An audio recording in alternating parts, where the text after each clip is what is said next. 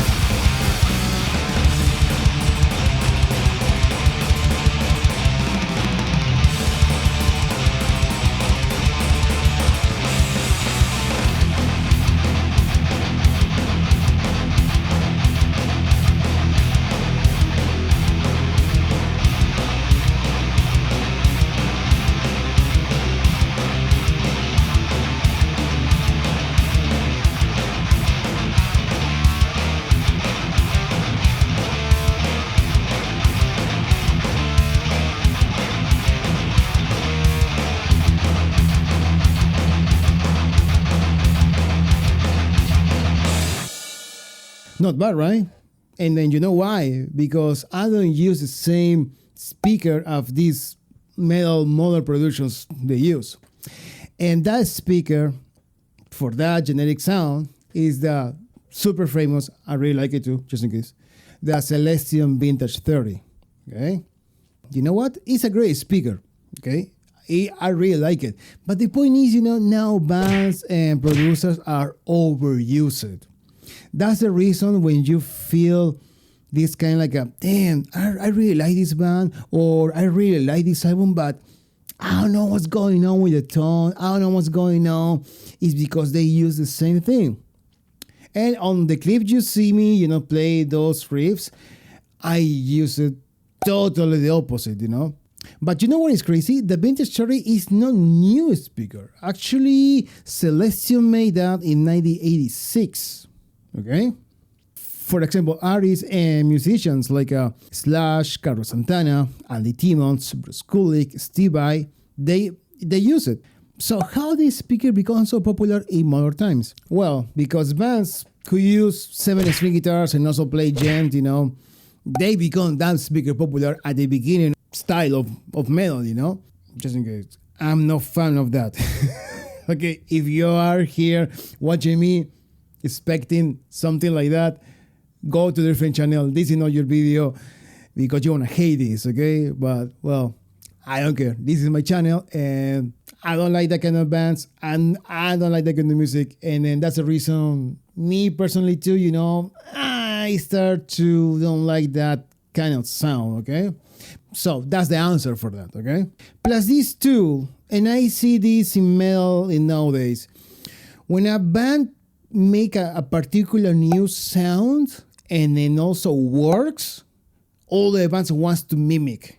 That's a problem.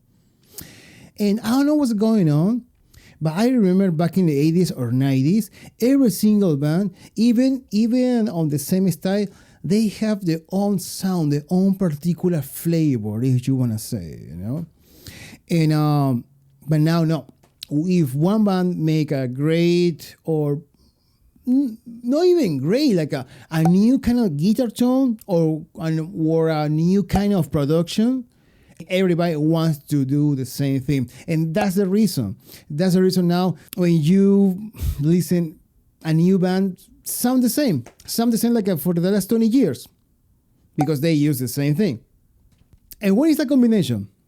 Well, that combination is the PV5150, Tube Screamer, Mesa Boogie cabinet with Vintage 30 and Shure SM57. You know what? I really like every single part of that equation. I really like it. Actually, I have a 5150. I have a Tube Screamer. I have that Mesa Boogie cabinet. I go to buy one, sure, because that's a tool. If you're running a professional recording studio, it's a must, okay? It's a tool. Which, if I'm a big fan of that, not. So eventually, I go to buy one of those cabinets, okay? But that's the problem, But this is the point. When you change the speaker for another kind of speaker, it doesn't matter which one, you will get a different guitar tone. And then that's going to make your band or your production sounds totally fresh and new. Trust me. I talking about speakers. So now, if you're curious what kind of speakers I use of that clip I showed you earlier, I use a combination of Celestion T-75 and Greenbacks. Yes, I know probably you hear a lot of people talking about shit about the T-75. Dude, it's not a bad speaker. It's not. Okay? And Greenbacks are the classic, super classic Celestion speakers. It's one of my favorites actually. And just in case, I know, probably I'm going to repeat myself for a third or fourth time. I don't hate the Vintage 30. I guess those are pretty cool speakers, for real. When you mix those, in an album, fits perfectly, because, the mid-range is so tight, okay? But the problem is, it's overused now. And then, man, I like it, but I get tired. Okay, so now I'm going to play some riffs, and then I want to show you back and forth what is the difference between the T-75 and the Greenbacks. And if you expecting me to play against the Vintage 30, bro, there's millions of videos on YouTube about it. So if you want to see how the speaker sounds, go to those videos. Here we want to talk about only the T-75 and Greenbacks, okay? So I'm going to connect my guitar and we'll see how those speakers sounds, okay? All right, so I got my guitar already set up. This is my Ibanez RG series with Seymour Duncans, okay? And I'm going to play to the PB5150, going through the tube screamer, and this is a tuner, okay? So don't worry about for this. And just in case, a little bit of history, Maxon, because that's a Maxon pedal, okay?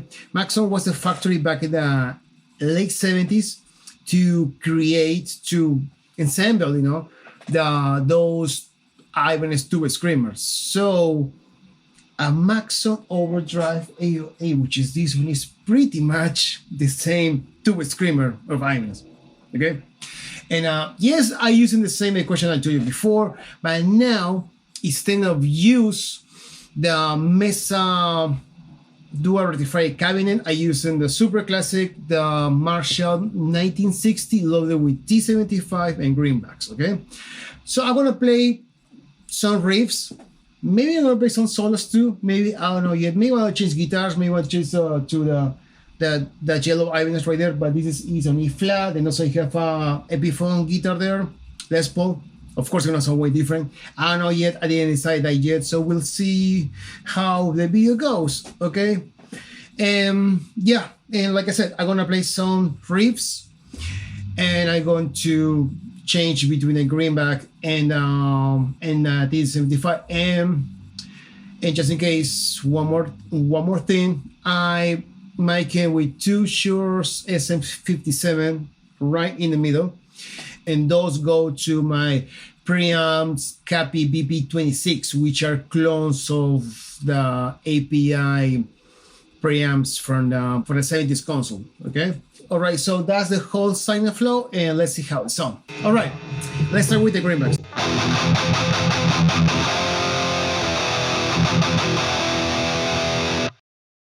Not bad. Sounds pretty cool, actually.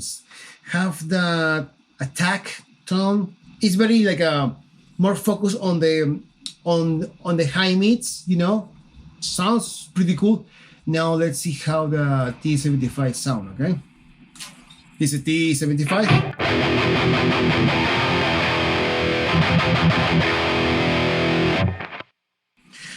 Okay, way different. Yeah, the T-75 sound more like a honky con, which is not bad. It's pretty cool tone too. Okay, but it's kind of scoop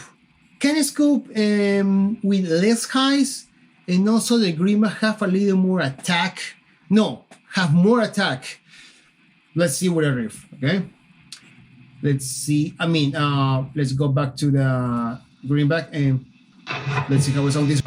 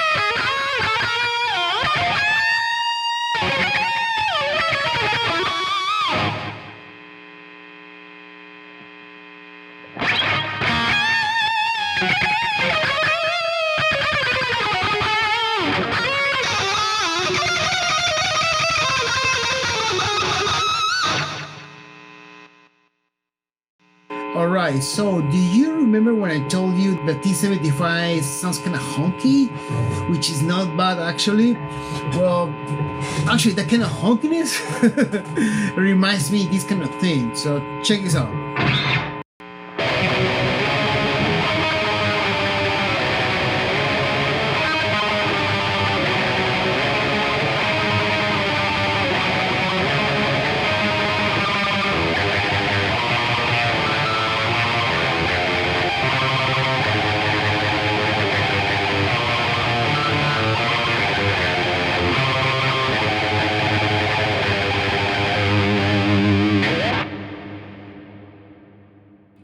Classic black metal. There's nothing wrong with that. So what do you think? Sounds pretty cool, right? Yeah, Vintage 30 is a pretty cool speaker, but Greenbacks sounds pretty cool too. And T-75 are not that bad. Actually, if you combine those together, sounds pretty cool. So it's like you don't need the classic Vintage 30 to sound sick. I told you. And I hope to help you, to achieve a different kind of sound, because if you're like me, you are tired about that kind of tone. So this is another thing, you can do for that. So don't change your amp, don't change your pedals, don't change your pickups. Obviously, your guitar not. Change the speaker, okay? And maybe I'm gonna do a series about it.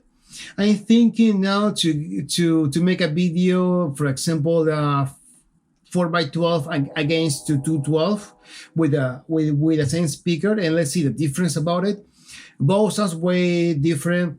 I don't say one is better than the other, no, but it's pretty cool to see that kind of difference, for recording your own music, or if you're running a recording studio, that will help you too to achieve a better guitar tone for your clients, And that's it all for today. I hope you really like this, and please, don't forget to subscribe, give me a like, comment, share, bell, all the stuff down there.